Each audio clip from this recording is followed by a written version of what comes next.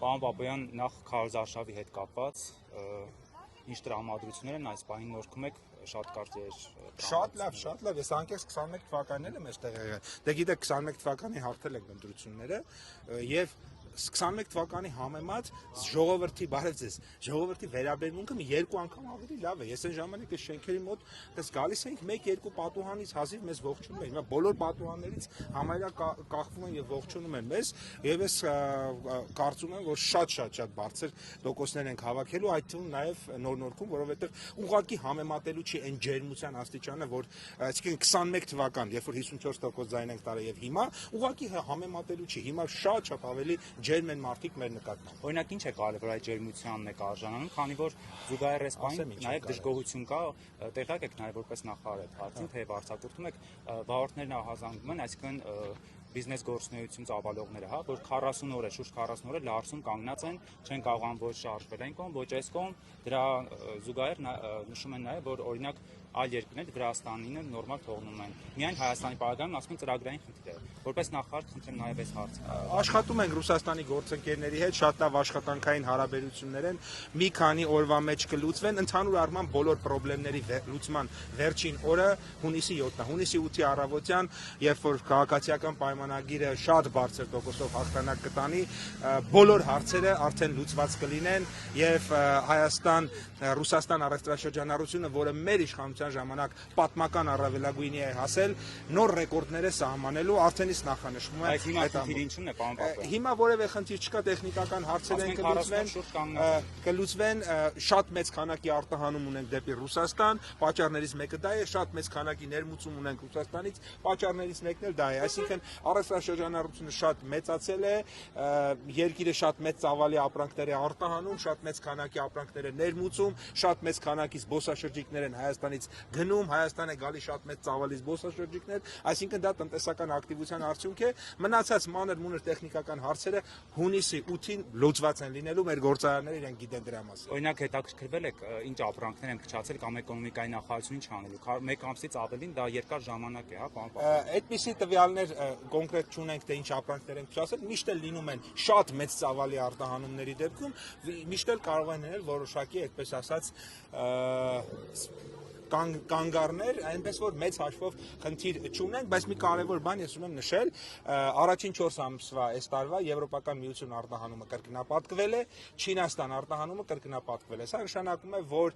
Հայաստանը ոչ միայն Ռուսաստանի հետ է շատ լավ առևտրական հարաբերություններ զարգացնում, այլ մեկ տարում պատկերացնում եք կրկնապատկել ԵՄ-ի հետ առևտրաշրջանառություն։ Արտահանում են գելուց, առևտրաշրջանառությունը չէ։ Կրկնապատկել Չինաստան արտահանումը։ Սա նշանակում է, որ Հայաստանը նաև մեկ շուկայից իր կախվածությունն է նվազեցնում, որը նաև էլի շատ կարևոր բան է, բայց տնտեսությունը շատ զարգանում է, նաև այդ զարգացման արդյունքն է այս ամեն ինչը։ Իմիջիայլոց մի հատ բան ասեմ, երեք Ռոբերտ Քոչարյանը հերթական սուտն է խոսել, ուրեմն դե գիտեք, ես վերջերս պարբերաբար սուտ է խոսում, ես էլ հրապարակումներ եմ անում ու ապացուցում եմ հակառակը։ Հա, ուրեմն ասել է գյուղատնտեսությունը անկում է ապրում։ Ուրեմն ասում Ռոբերտ Քոչարյանը, ես սուտ խոսում։ Գյուղատնտեսությունը 25 թվականին աճել է 5.6%։ Եթե չգիտես, ուղղակի տեղյակ չես դրա համար ես այդպես խոսել։ Ուրեմն ձևը սովորացնում եմ, մտնում ես armstat.am, այնտեղ կա հնայի աճ, բացված հնայով գրած է գյուղատնտեսություն 5.6% հնան աճել է։ Պարոն Պապոյան, դուք խոսում եք արտահանումից, ծավալները շատ մեծ են, բայց այնտեղից եկողներն են կանգնած, Հայաստան դեպի Հայաստան, որ պետք է Վրաստան լարսով անցնեն։ Շատ մեծ ծավալով եւ արտահանում ենք եւ շատ մեծ ծավալով ներմուծում ենք։ Ես երեք նայել եմ Հայաստանից գյուղմթերքի արտահանումը, անցած տարվա նկատմամբ այսպես նույնական թվեր են, այսինքն այս չի որ հիմա պակաս է Ռուսաստանի մասով, այնպես որ այդպիսի խնդիրներ չկան։ Եթե որոշակի ինչ որ մամուլում ջղաձգումներ կան այն իմաստով, որովհետև մեր տեղեկություններով ուրեմն հայկական ընդդիմության որոշակի շրջանակ, որը օտարերկրյա հատուկ գործակալական ցանցի մաս է եւ դա արդեն ապացուցված է, ուրեմն որոշ կոնկրետ փաստաթղթերով եւ մամուլում հրապարակված, իհարկե Ռուսաստանի Դաշնությունում փորձ է կատարում իր շրջապատի մակարդակում հայկական արտադրողների գործերը դժվարացնել, նկատի ունեմ բաժնի պետի տեղակալների մակարդակով փորձում են մեր հայ արտադրողների համար խնդիրներ ստեղծել, բայց ես ուզում եմ ասել, որ մենք շատ շատ ավելի բարձր մակարդակում նախարարների, փոխվարչապետերի, փոխնախարարների մակարդակում այդ հարցերը լուծում ենք եւ թող ոտի տակ չընկնեն այդ հակապետական ուրեմն տարերը, որ այսինքն այնքան հակապետական տարերն են գնան Ռուսաստանի Դաշնության պետական մարմիններում բաժնի պետերի մոտ խնդրեն Հայաստանի գործարարի համար խնդրեմ ստեղծեն։ Ոտի տակ մի ինգեք, փաստերը կան, լուծում ենք հերթով այդ բոլոր փաստերը։ Նաև գազի հետ կապված, ԵԱՏՄ-ի հետ կապված մամուլ այսօր գազի հետ կապված ոչ մի խնդիր չկա, Նիկոլ Փաշինյանը միակ ղեկավարն է, ում օրոք գազի գինը չի թանկացել։ Մնացած բոլոր ղեկավարների օրոք, որոնք իբր թե մոտ են եղել Ռուսաստանի հետ, իրանց օրոք գազը թանկացել է։ Նիկոլ Փաշինյանը միակ ղեկավարն է, ում օրոք գազը չի թանկացել։ Այս է սա։ Պարոն Պապյան, մի ճշտող հարցեր ներողություն թեմայից մի քիչ շեղվելով հայտարարությունները Նիկոլ Փաշինյան եւ թիմակիցների վերջին օրերին պատերազմին ինչու չեք մասնակցել, ինչու չեք նահատակվել, ինչու չեք վիրավորվել։ Օրինակ դուք որպես նախարար այդ ժամանակ որտեղ եք եղել եւ մասնակցություններ ասեմ պետք չի մանիպուլացնել։ Խոսքը նրա մասին է, խոսքը գիտեք ում մասին է։ Ուրեմն մեկը կա, այսօր բանա, իրան դրելա տենց մտավորական էլիտայի տեղ, ասում է ես եթե բանա չպայքարեմ ու չպատերազմեմ, կլինեմ ուլ եւ բան, ինքն ասում է ես կլինեմ դա է ասում, կլինեմ ինչ որ կենթանու անուն է տալիս մատաղացու ուլ։ Ուրեմն ուզում եմ ասեմ, ոնց որ իրան չենք տեսել որևէ տեղ պատերազմելուց։ Ու ոնց որ նայում եմ, ոնց որ ուլ էլ չի։ Հիմա ուզում եմ հասկանամ, կարող է ես եմ սխալ տեսնում, ինքը իրականում մատաղացու ուլ է, թե իրականում ինքը ուղղակի ստախոս է, ով ուրիշ երեխեքի երևանցի, աբարանցի, հրազդանցի, կապանցի, նոյեմբերյանցի, աշտարակցի, գյումրեցի երեխեքի արյան վրա ձեռքեր տաքացնող մեկն է։ Այդ երկուսից մեկն է։ Կամ ինքը այն է, կամ այն։ Իսկ ինչ վերաբերում է այդ դրվագին, այդ դրվագը հետևյալ մարդկանց մասին է։ Պատերազմը սկսելուց անմիջապես հետո Ղարաբաղյան էլիտան, ով ամենաշատն է թալանել Ղարաբաղի ժողովրդին, նստել է ջպերը եւ փախել է, եկել է Հայաստանի Հանրապետություն։ Փախել եկել է կիլոմետրանոց, տասնյակ կիլոմետրանոց թանկարժեք ջիպերի բանա, կալոնայա եղել։ Այդտեղ չի եղել որևէ 06, այդտեղ չի եղել երազ, այդտեղ չի եղել RAF, եղել է ջիպերի կալոնա։ Դրանք փախել եկել են ստեղ, կաֆեներում նստել են, ժողովրդին ու մեր զինվորներին թողել են այնտեղ մենակ։ Ու այսօր դրանք են, որ բանա, այս ամեն ինչի այս խաղերը կազմակերպում են եւ դրանց նկատի ունենք։ Այդ ո՞նց է, որ դուք փախնում գալիս եք, դրանք փախան եկան Հայաստան, գնացին Հյուսային Պողոտայի կամ Կասկադի կաֆեներում նստեցին, մեր զինվորները ու Ղարաբաղի ժողովուրդը բանա գնաց զոհվեց։ Այդ նկատի ունի։ Այդ նկատի ունի Նիկոլ Փաշինյանը եւ մենք դուք հայտարարություն եք անում, հետո փորձում եք սրբագրել։ Չենք սրբագրում, հենց այդ է ասվել ու ասում եմ նրանք ովքեր որ փախել են Ղարաբաղից, նրանք ովքեր որ ծնկաչոք աղաչում էին նույն 23 թվականին թողեք գանք Հայաստան ու այսօր ասում են բա ուր է Ղարաբաղը, այսինքն ով որ ծնկաչոք աղաչել է որ թողեք փախնենք Ղարաբաղից գան, այսօր ամենաբարձրն է գոռում։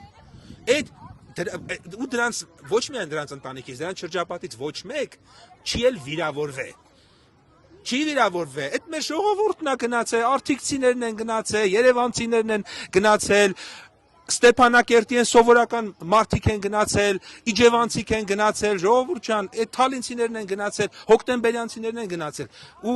հիմա էլի ասում են մենք նստենք Երևանում կաֆեներում մեր ջպերի մեջ, թող այս երեխեքը էլի գնան զոհվեն։ Ասում են դուք ձեր իշխանությունն է հանձնել Արցախը եւ հիմա այս ընտրությունները 500 արշավ նորից այդ տրաման, թեև արդեն Արցախը մերը չէ, բայց նորից այդ Արցախի հարցն եք բերում մեջ, որպեսզի դրա վրա կառուցեք ձեր 500 արշավը։ Ոչ, մենք բերում ենք խաղաղության հարցը։ Մենք ասում ենք, մենք կլինի խաղաղություն ու դա պարզ է արդեն, դրանք կգան կլինի պատերազմ։ Այս ժողովուրդն էլ կներեք, այս ժողովրդին տենց պետք չի դնել մեղմ ասած ոչ այդքան խելա։ Ժողովուրդը զգացական մակարդակում ամեն ինչ լավ է։ Ասում բայց ինչ երաշխիք։ Ամեն ինչ լավ է։ Պապան, քանի որ 18-ին ընտրվել եք, եղել է պատերազմ 21-ին ընտրվել եք։ Երաշխիքը այն է, ինչը որ 2.5 տարի է Հայաստանի սահմաններին կրակոց չկա։ Եթե միջև այդ ո՞նց էր, միջև այդ 3-4 ամիս չէր ելնում, որ պատերազմ կռիվ չէր ելնում, մարդ չէր։ Եթե մի բան 2.5 տարով արել ենք, կարանք 5 էլ անենք, 25 էլ անենք, 50 էլ անենք։ Ձևը գիտենք։ Պարոն Պապոյան, իսկ ինչպես է ստացվում, որ հայ մարդուն հարցնում են ինչու չէ զոհվել, ո՞նց է վերաբերվում այդ։ Հայ մարդը, որովհետև ասում ենք, եղբայր, դու ինչի ես փախել քո ընտանիքին, քո կնոջը, քո երեխաներին, ինչի ես նստացրել թանկարժեք ջիպը, բերեք կասկած, ինչի ես փախել նույն սեպտեմբերի 23-ին առաջինը, բայց օրինակ հիմա ասում ես, որ գորիսեցիները, սիսյանցիները, եղեգնաձորցիները, չգիտեմ, սևանցիները, քյավառցիները գնան զոհվեն։ Դու ինչ բարոյական իրավունք ունես, դու ով ես, այ պիղծ, դու ով ես, որ փախնես ու մյուսներին ասես ինչի չեք զոհվում։ Երեք Մասիսում Միկին փորձում էր մոտենալ վարչապետին, նա 2023-ին նրա որդին զոհվել էր եւ բարգավորված է Արցախի հանրապետությունում եւ ուզում էր խնդրել, որ հնարավորություն ընձեռնվի ինչ որ կերպ, որպեսզի կարողանան տեղափոխել եւ Դա հնարավոր է լինելու միայն քաղաքացիական պայմանագիր կուսակցության հաղթանակի դեպքում, որովհետեւ այդ ձեր ասած հարցի լուծումը միայն հնարավոր է խաղաղության ժամանակ։ Պատերազմի ժամանակ նրանք ովքեր որ հակառակն են ասում, իրանք ընդամենը այդ գերեզմանների թիվը ընդամենը ուզում են շատացնել, որովհետև մենակ այդ գերեզմանների թիվը շատացնելով հնարավոր նոր ջիպեր առնել, հյուսային Բողոկայում նոր տներ առնել, Կասկադում նոր կաֆեներ առնել, ուրիշ տարբերակ չկա, մենք ասում ենք չէ, չի լինելու, հերիք եղավ 30 տարի կերակ է ժողովրդին, հերիք եղավ, մեղ չի է ժողովուրդը։ Պարոն Պապայան, եւ անդրադառնալով ձեր խոսքում ասացիք, որ Ռուսաստանի Դաշնության հետ լավ հարաբերություններ են, չնայած այնտեղից այլ ազդակներ են գալիս, օրինակ երեք Շոյգուն հայտարարել էր, որ Հայաստանի իշխանությունները անում են քայլեր, որոնք չեն համապատասխանում Ռուսաստանի հետ հարաբերությունների ոգուն։ Հիմա դուք ինչպես եք։ Ռուսաստանի Դաշնության առանձին պաշտոնյաներ միշտ էլ երբեմն արել են հայտարարություններ, որոնք չեն բխում հայ-ռուսական դաշնակցային հարաբերությունների ողջ կարգավիճակից եւ Հայաստանի եւ Ռուսաստանի ղեկավարների հարաբերությունների մակարդակից եւ Հայաստանի եւ Ռուսաստանի ղեկավարների խոսակցության բովանդակությունից։ Պարոն Պապայան, նաև այդ տրամաբանության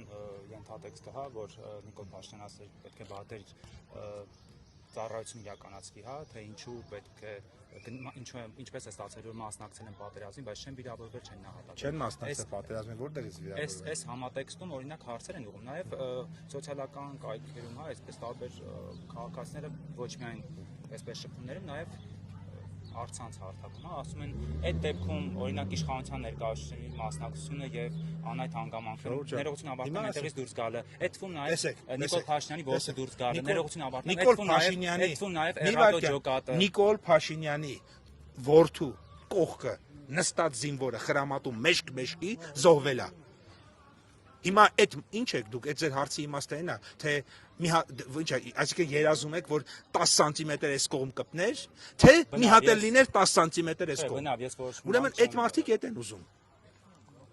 Նիկոլ Փաշինյանը իր տղուն ուղարկել է ամենավտանգավոր տեղը,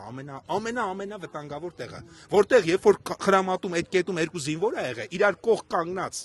կողքինը զոհվել է։ Հիմա տեսեք, ասում եմ, մենք ինչ ենք ասում, ժողովուրդ ջան, մենք ասում ենք, չպիտի ոչ մեկ զոհվի։ Իրանք ասում են, մենք պետք է նստենք Կասկադի կաֆեում, կոֆե խմենք, թանկարժեք միլիոն դրամանոց ջինս հագնենք, նստենք ջիպը, հետո եթանք ստեղ այն անենք, ասեք, չգիտեմ, բաները Ստեփանավանցին, Քյավառցին ու Դերցեցին ու Մասիվցին գնա զոհվեն։ Այս անբարոյականության ու այս պղծության մասին է խոսքը։ Դրա համար ստանալու են պատասխան, դրա համար հեսա անցողիկ շեմը չեն հաղթահարելու։ Ու կտենակ թե մենք ինչքան ձայն ենք տանելու։ Պարոն Պապայան, ամեն դեպքում ձեր վստահությունը, որ դուք կանցնելու եք ավելին իշխանությունը նորից ձեր լինելու, եթե հանկարծ այնպես ստացի, որ իշխանություն չլինեք, դուք ձեզ որտեղ եք տեսնում, ինչ աշխատանքում։ Ես չեմ պատկերացնում հակառակ, որովհետև այդ նշանակում է պատերազմ Հայաստանում։ Այդ նշանակում է Հայաստան տարածքային կորուստներ է ունենալու։ Այդ նշանակում է Հայաստանը 10,000 երեխա է զոհվելու։ Այդ նշանակում է Հայաստանը դառնալու է վասալ պետություն։ Այդ նշանակում է մեր երեխեքը գնալու են ուրիշ տեղերում կռվեն։ Ես չեմ պատկերացնում դա, ես այդտեղ կարևոր չեմ, որովհետև կանգնացնելու են բանը, վագոնը ու լցնելու են տանեն ուրիշ տեղ կռվելու։ Ես դա չեմ պատկերացնում, ժողովուրդ ջան։ Ես այդտեղ կարևոր չեմ։ Ես այդտեղ կարևոր չեմ։ Ու կարող է ես ու դուք էլի իմիջայլոց։ Շնորհակալություն, ես գնացի, լավ եղեք։